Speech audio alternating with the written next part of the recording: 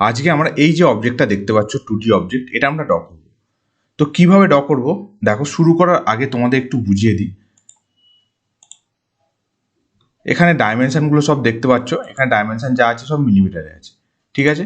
আচ্ছা, তো অবজেক্টটা কিভাবে ড্র করবে সেটা তোমাদের বোঝাই। দেখো এখানে লিনিয়ার ডাইমেনশন দেখো, এই সার্কেলের সেন্টার থেকে এই সার্কেলের সেন্টার কত 100, উপরে দেওয়া আছে দেখতে পাচ্ছ 100 মিলিমিটার। তাহলে দেখো এখানে ডাইমেনশন কি আছে, দুটো সার্কেল, একটা হচ্ছে রেডিয়াস 15, একটা হচ্ছে রেডিয়াস 25। তার মানে দেখো একটা সাইডে করলে অন্য সাইডে মিরর করতে পারবে বা কপি করে বসাতে পারো, ঠিক আছে, বোঝা গেল।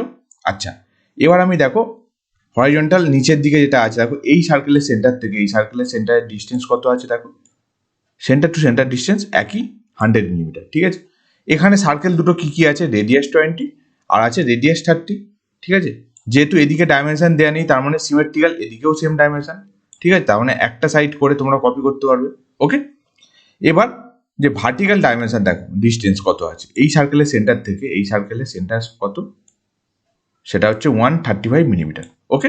আর এখানে আছে এই সার্কেলে আউটার পয়েন্ট থেকে এই সার্কেলে আউটার পয়েন্ট, মানে এখানে যে 25 রেডিয়াসের সার্কেল আছে আর এখানে 30 রেডিয়াসের সার্কেল, তার মধ্যে একটা ট্যান্টার রেডিয়াস আছে বা ফিলের আছে কত, রেডিয়াস 45, বোঝা গেল, যেটা বোথ সাইডে দুদিকেই আছে। আর দেখো এখানে কি আছে, এই সার্কেলের আউটার সার্কেল থেকে এই আউটার সার্কেল, মানে এই এদিকে আছে রেডিয়াস 25, এদিকেও আছে একইভাবে। এই দুটোর মধ্যে ট্যান্টার রেডিয়াস আছে বা ফিলের আছে কত, রেডিয়াস 75, একইভাবে এদিকে আছে রেডিয়াস 65, এটাও কিন্তু ট্যান্টার রেডিয়াস বা ফিলের, বোঝা গেল। তাহলে আমি যদি তোমাদের বলি তোমরা কপি যদি না করতে চাও, দেখো খুব তাড়াতাড়ি ড্রয়িংটা হবে কিভাবে। ধরো যে কোনো একটা সাইডে তোমরা এই দুটো সার্কেল ড্র করে নিলে, এখানেও এই সাইডে করলে, ঠিক আছে। করার পর তোমরা যদি মিরর করে দাও, একটা সাইড পুরোটা কমপ্লিট করে যদি মিরর করে দাও, তাহলে এই সাইডটাও কমপ্লিট হয়ে যাবে, বুঝতে পারছো। দেখো আমি তোমাদের মিরর করেই দেখাচ্ছি, বা তোমরা তো এমনি নর্মাল ড্র করতেই পারবে, দুটো সাইডে তো সার্কেল করে করতে পারবে বা কপি করেও করতে পারবে, শিখে গেছো কমেন্ট। আমি মিরর করে দেখাচ্ছি, মিরর কমেন্ট খুব কাজে লাগে, তোমাদের সুবিধা হবে বুঝতে, ঠিক আছে, বা খুব কম সময়ের মধ্যে এই ড্রয়িংটা করতে পারবে। তো চলো তাহলে আজকে ভিডিও শুরু করি।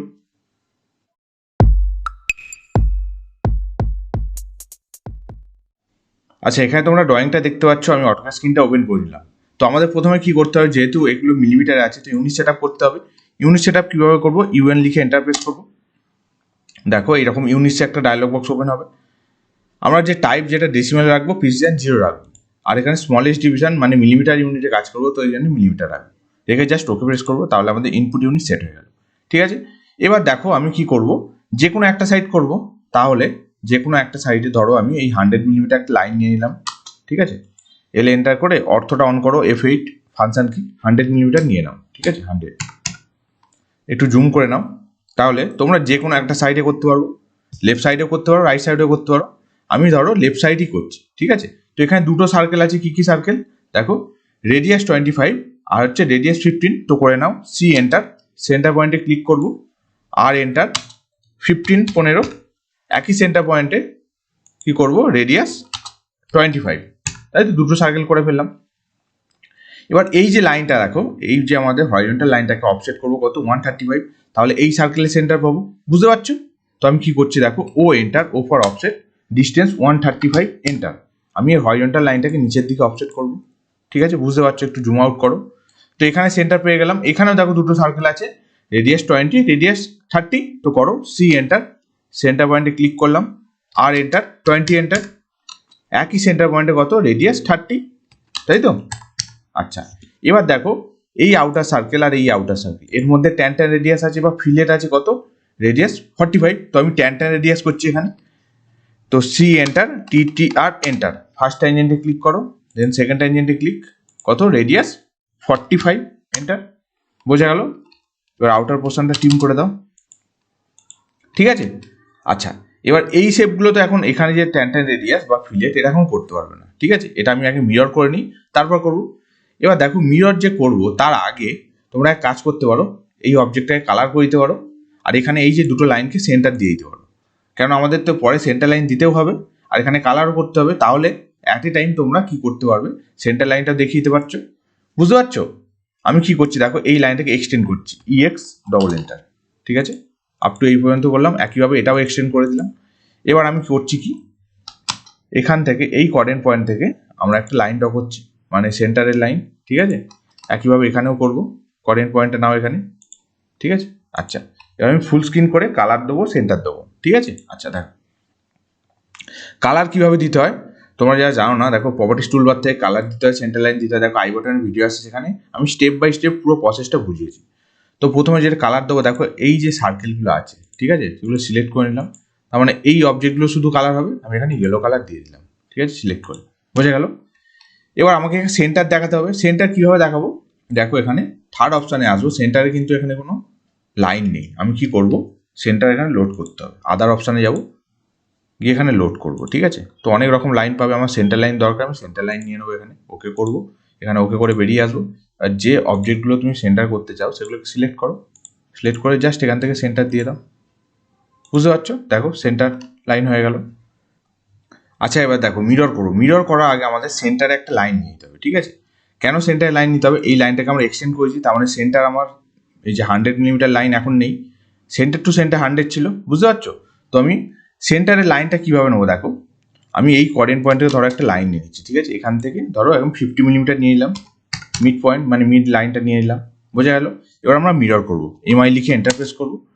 যে যে অবজেক্টকে মিরর করবে সেই অবজেক্টগুলোকে সিলেক্ট করো, ঠিক আছে। এখানে কি করব, এই সেন্টার লাইনগুলোকেও মিরর করব, এন্টারপ্রেস করলাম, ঠিক আছে। করার পর দেখো আমি মিরর প্লেনটা দেখো, ফার্স্ট পয়েন্ট এটা, সেকেন্ড পয়েন্ট যে কোনো একটা জায়গায় নিয়ে নাও, যেহেতু আমাদের অর্থ অন আছে স্টেটই হবে, ঠিক আছে। এবার বলছে ইরেজ সোর্স অবজেক্ট, মানে দেখো লেফট সাইডে যে অবজেক্টটা আছে এটা তোমরা তো ইরেজ করতে চাও না, তাহলে এখানে নো করবো, ঠিক আছে। আচ্ছা দেখো মিরর হয়ে গেল খুব সহজে, বুঝতে পারছো। এই লাইনটাকে আমি ডিলিট করে দেবো। এবার এখানে যেটা আছে তোমরা ট্যানটা রেডিয়াসও করতে পারো, ফিলেটও করতে পারো। তো আমি করে দেখাচ্ছি, দেখো ফিলেটও করে দেখাবো একটা, ট্যানটা রেডিয়াসও করে দেখাবো। দেখো C enter, TTR enter, first ট্যানজেন্টে ক্লিক, দেন সেকেন্ড ট্যানজেন্টে ক্লিক, ঠিক আছে। কত রেডিয়াস, রেডিয়াস 75, এন্টার, ঠিক আছে, বোঝা যাচ্ছে। নেক্সট ফিলেট করো, এফ এন্টার, আর এন্টার, কত রেডিয়াস 75, এন্টার, দুটো কমেন্ট তোমার শিখে যাবে, বোঝা গেল। আচ্ছা পরে টিম করছি। নেক্সট এখানে ট্যানটা রেডিয়াস করবো, C enter, TTR enter, first ট্যানজেন্টে ক্লিক, সেকেন্ড ট্যানজেন্টে ক্লিক, কত রেডিয়াস 65, ঠিক আছে। আর এখানে ফিলেট করবো ভিতরে, F enter, R enter, 65, enter, ঠিক আছে।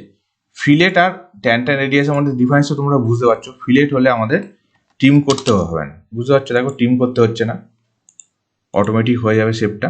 কিন্তু ট্যানটা রেডিয়াস করলে আমাদের ট্রিম করতে হবে, ঠিক আছে।